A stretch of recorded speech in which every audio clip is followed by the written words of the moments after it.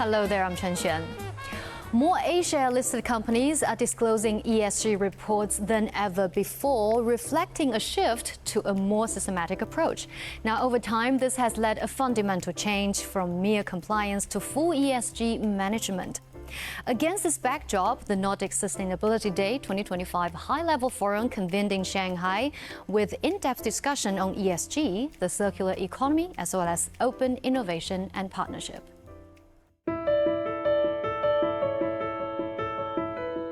As part of Shanghai Climate Week, the high-level forum brought together senior public and private sector leaders from both China and the Nordic region. Their goals? To share best ESG practices and explore pathways tailored to China's development. Seeing how much advancement, also looking at the latest 5-year plan, we see how green agenda, green transition, also the efforts of Chinese policymakers targeting this area advancing, that gives me a lot of optimism. Since the beginning of 2025, China has introduced a series of ESG policy measures, most notably the guidelines for preparing listed company sustainability reports. It was issued by the 3 major stock exchanges. The China Securities Regulatory Commission has issued a revised version of administrative measures for information disclosure of listed companies. Both have led to an increase in ESG reporting among A-share listed companies.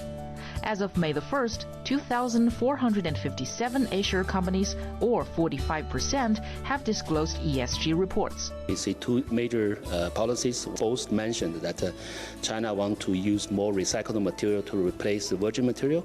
This is definitely one of the key parts of the circular economy.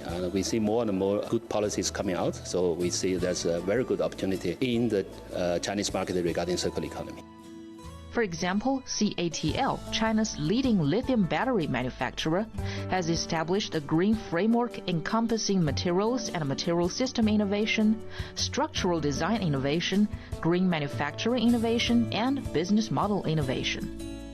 Technological advancement as well as the subsequent products and so on would also allow the consumers to have a lot more choices in terms of green products, and then that would also help to spread this notion of green behavior, green lifestyle. So from policy to investment to technological advancement and then to conscious awareness raising, I think it forms a really nice cycle that would move the whole society towards carbon neutrality. Forum participants placed particular emphasis on how China-Nordic collaboration could shape a sustainable future, with Nordic participants expressing strong confidence in China's ESG ecosystem and demonstrating keen interest in partnering with Chinese enterprises. Nordic countries are happy to cooperate with the Chinese counterparts. Don't hesitate to contact us. We are happy to help. From the governmental side, we are happy to look for good partners, either to cooperate in business sense or in innovation cooperation. Pulp serves as a fundamental raw material with extensive industrial applications, not just paper manufacturing, but synthetic fiber production, even plastics and chemical processing. China is one of the world's largest consumers of pulp, with production reaching more than 88 million tonnes and consumption totaling 119 million tonnes in 2023, according to the China Paper Association's annual report. I was lucky enough to visit one of the world's leading pulp producers to find out how important the Chinese market is for the company's global strategies. Paper products are everywhere, and as climate goals drive business to cut its reliance on plastics, more and more stuff we encounter in our daily lives is made from pulp. Working out new ways of using paper is one of the main tasks at Brazilian pulp giant Suzano's Asia R&D Innovation Center, where it collaborates with partners up and down China's industrial value chain.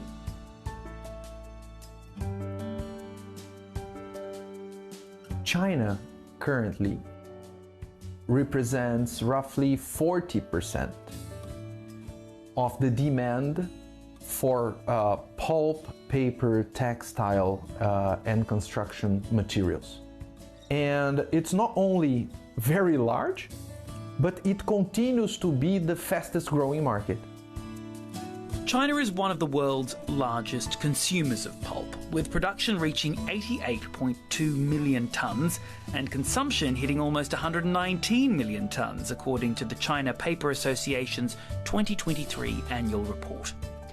As one of the world's leading producers, Suzano's relationship with China has evolved from being a wood pulp importer in its early days to becoming an industrial partner delivering innovative and low-carbon solutions.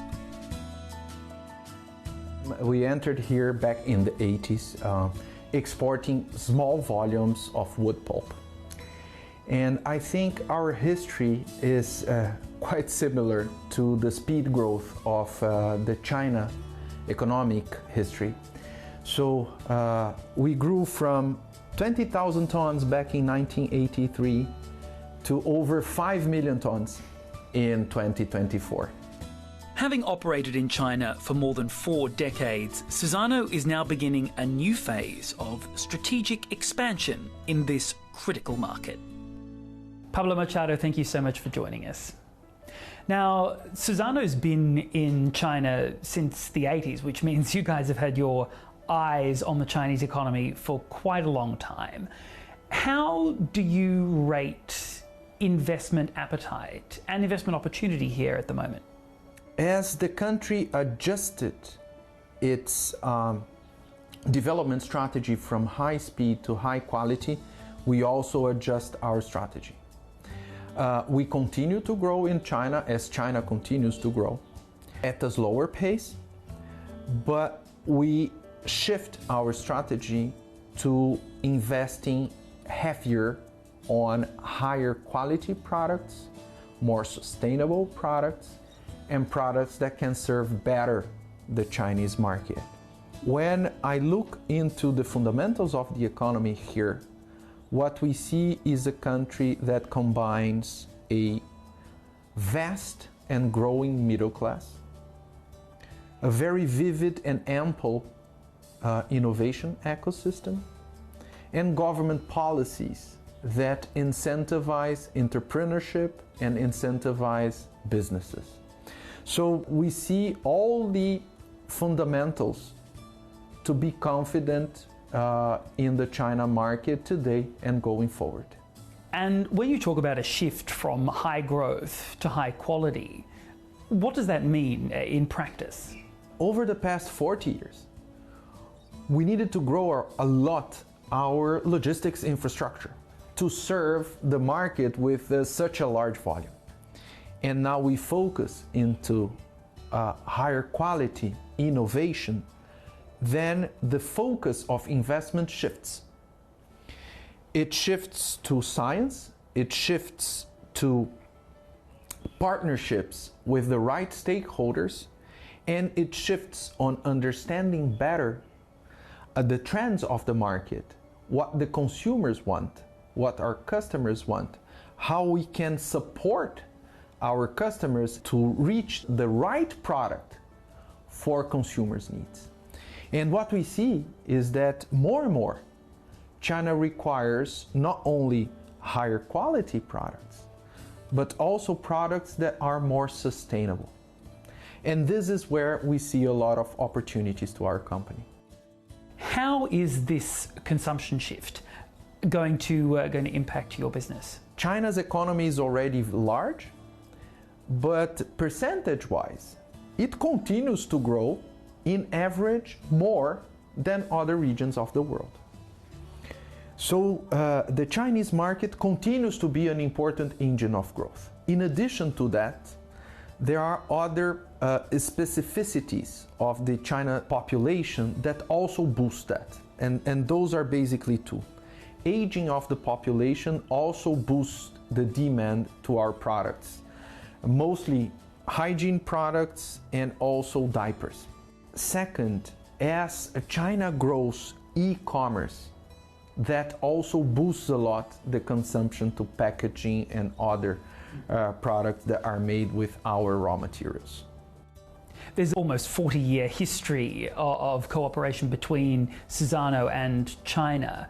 But when you're looking at things a bit more broadly, there are, I think it's fair to say, some more increased opportunities for regional cooperation for countries like China and Brazil at the moment. How do you see that developing?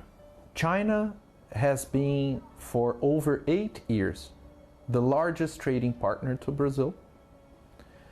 Brazil is currently the largest food supplier to China and also a very important supplier of other strategic goods such as mining, oil, pulp, among others. And somewhat deglobalization trend we see, it also requires stronger ties with partners who have been reliable over the years. And I think this is a good example between Brazil and China. Pablo Machado, thank you so much for joining us. My pleasure. Well, if you have a question for us, you can find us on the socials. We'd love to hear from you, and you can find all our content online as well. And join us here on Dragon TV Monday to Friday. Thank you so much for watching, and see you next time. Bye-bye.